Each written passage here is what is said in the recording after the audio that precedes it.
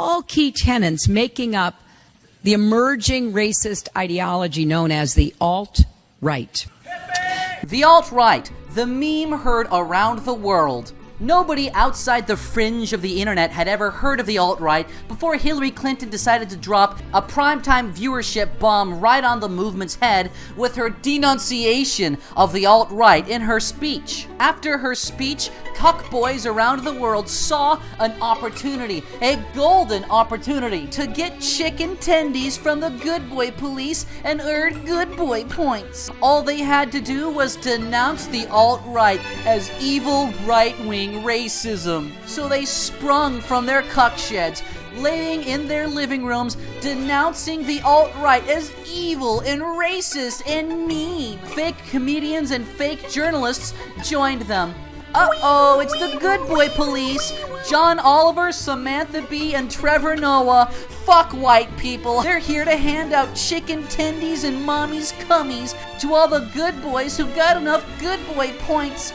Mommy's cummies. So if you can't tell by my fun introduction video, I fucking hate the way the conversation surrounding the alt-right has turned out.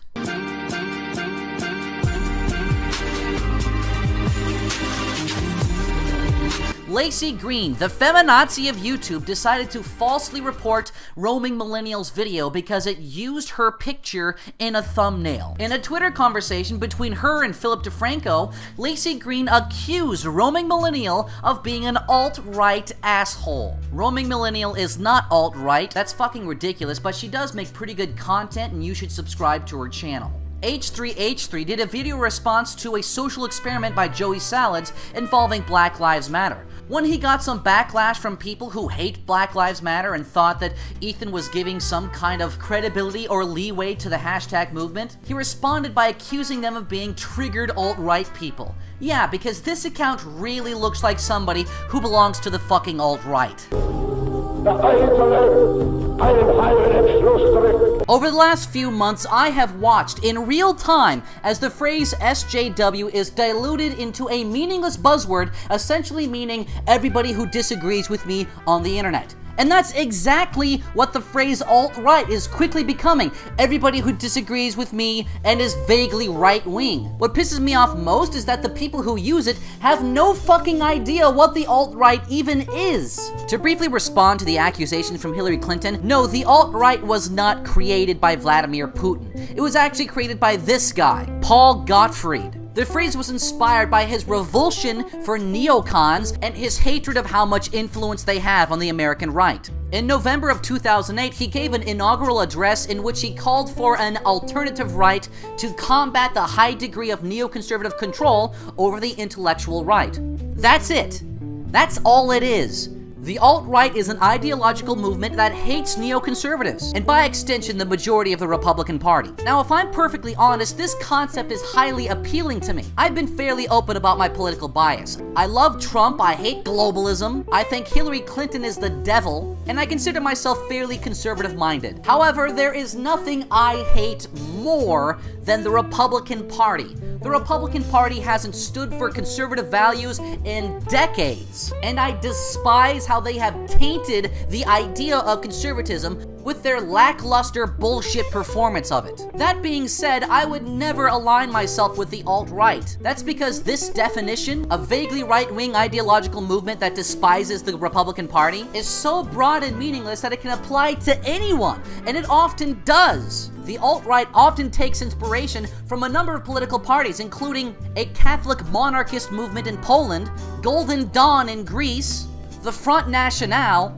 and Vladimir Putin. These political entities couldn't be farther from one another. Not only that, the alt-right has such a broad and ill-defined ideological core that it can hold within its ranks anarcho-capitalists, reactionaries, fascists, monarchists, paleo-conservatives, neo-Nazis, and libertarians. It has no ideological core beyond vaguely right-wing that hates neoconservatism. The political label alternative right has so little descriptive value that it can mean anything and everything. The alt-right is a terrible political label that I would never associate myself with. Not because of the supposed white nationalism, but just because it's fucking autistic. The only thing the alt-right is really good at this point is branding and advertising. The most clear and palpable example of this is probably Stormfront. And despite the fact that Stormfront has featured a number of my videos before, I'm not a big fan of Stormfront. The people at Stormfront are so ideologically driven to promote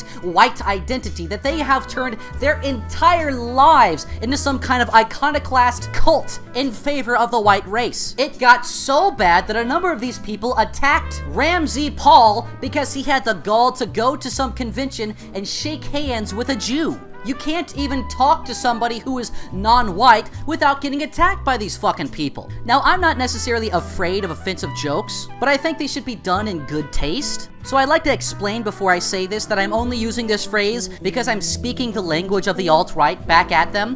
Stormfront is the nigger of the alt-right. The only reason they call themselves alt-right is as some blatantly obvious pandering marketing tool. It's disgusting, it's pathetic, and it's obvious. Now, all that being said, there is some value in the alt-right.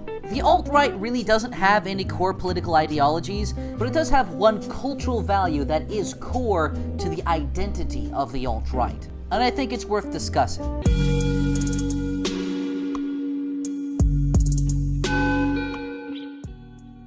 It would be intellectually dishonest of me to say that the alt-right doesn't have racist tones in it, but it would also be intellectually dishonest of me to say that I don't sympathize with it. There's a word that I sometimes like to think about. It's a Welsh word. It's pronounced hiraeth or something like that. It means a homesickness for a home you can't return to or that never was. This is the common thread that I've found in every single corner of the alt-right, and it's a feeling that I can't deny experiencing at some times. One of my more recent and salient political musings that I've had concerns a rejection of the conservative notion of a proposition nation. Republicans and neocons seem to have this concept that nations are built off of ideas, as if America is just summed up by a piece of parchment. This is a fundamental misunderstanding of cultural reality. Nations are not made up of ideas or concepts. At their very core, nations are made up of people.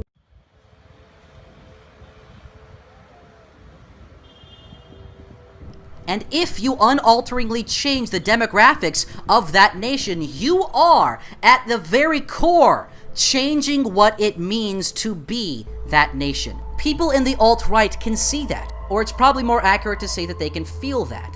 A lot of these people take these concerns and they look back through history. They look at the 50s, they look at the 60s, they look at the old conservative movements, and they see a monolithic structure of stability and cultural power, a solidified cultural zeitgeist that was firmly understood and self-realized. And they feel an attachment to that. They feel an attachment to that sense of history, that sense of belonging, that sense of historical narrative. And this is ultimately where the idea of white identity is coming from. The culture around them is changing. It's becoming endlessly hostile to straight white men. The cultural norms they thought were universal are swiftly eroding right in front of their eyes. And the media and political class is celebrating their own demographic suicide. White people in many Western countries face a future where they will become the minorities, where the cultural standards and cultural climate will no longer be controlled by them. And that is a legitimate fear to have. It is a completely legitimate concern to ask the question, what will these people think of us when they have all the power? Particularly considering what they think of us right now. Not only our Muslim communities, but African communities, Asian communities, Hispanic communities, and the wave still continues.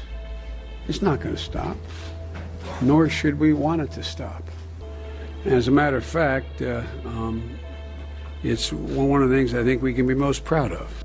So there's a second thing in that black box, an unrelenting stream of immigration, non-stop. Folks like me who were Caucasian of European descent, for the first time in 2017, will be in an absolute minority in the United States of America. Absolute minority. Fewer than 50% of the people in America from then and on will be white European stock. That's not a bad thing. That's a source of our strength. And while I am not a white nationalist, not a member of the alt-right, and will never consider myself a part of their ranks, I despise the way people are simply using this blanket statement, this accusation of being a part of the alt-right to shut down all conversations about these legitimate concerns. The way the conversation has been run reminds me of a book that I read at one point called The Turner Diaries. A book about a secret white supremacist organization that overthrows the government and quite literally exterminates all of the Jews and the black people, and leads to a white utopia.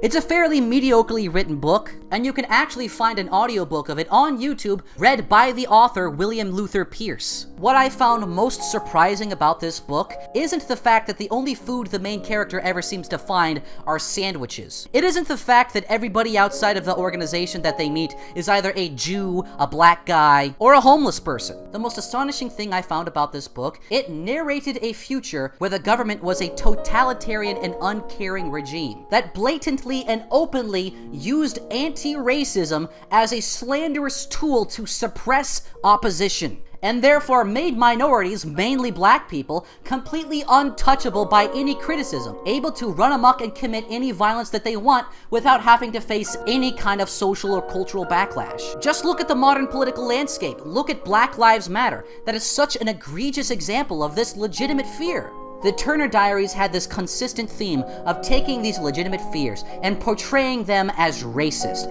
accepting the inherent racism of it, and accepting that racist killings were the only legitimate answer to these legitimate fears. This is something I would like to coin as the Turner effect. When you take someone's legitimate fears and refuse to allow them to have any outlet for those fears, they will turn to extremism as the only option left. That is the fear that I have with this demonizing of the alt-right. So please, stop using the alt-right as some kind of blanket term. Stop using it to dismiss people's argument, and stop accusing people of being members of the alt-right if they aren't. That emotional feeling of the loss of culture is very real for millions and millions of people in Europe and the United States.